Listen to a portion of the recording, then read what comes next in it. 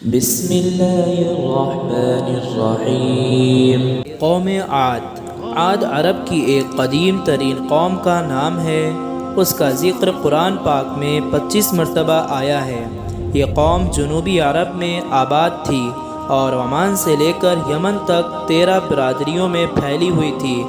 ان کے ملک کی راجدھانی یمن شہر حضرموت تھی۔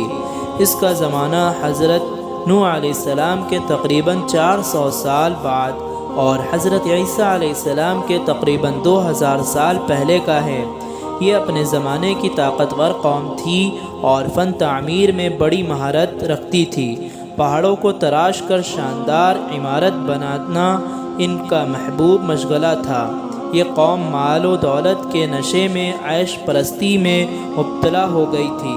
کمزوروں پر ظلم کرنا، حق بات کی مخالفت اور مال و دولت اور اپنی طاقت پر گھمنڈ کرنا ان کی فطرت بن گئی تھی۔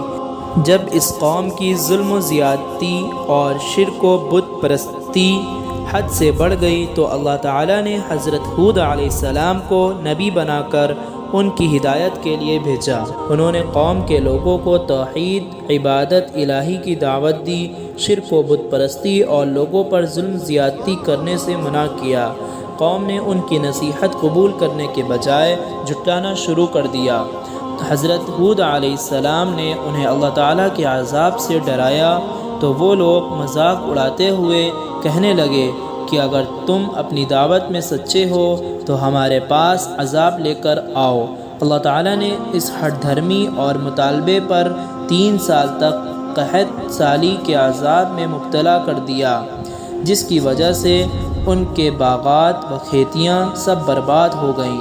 اتنی بڑی تباہی سے عبرت حاصل کرنے کے بجائے اس بدبخت قوم کی بغاوت و سرکشی اور زیادہ بڑھ گئی۔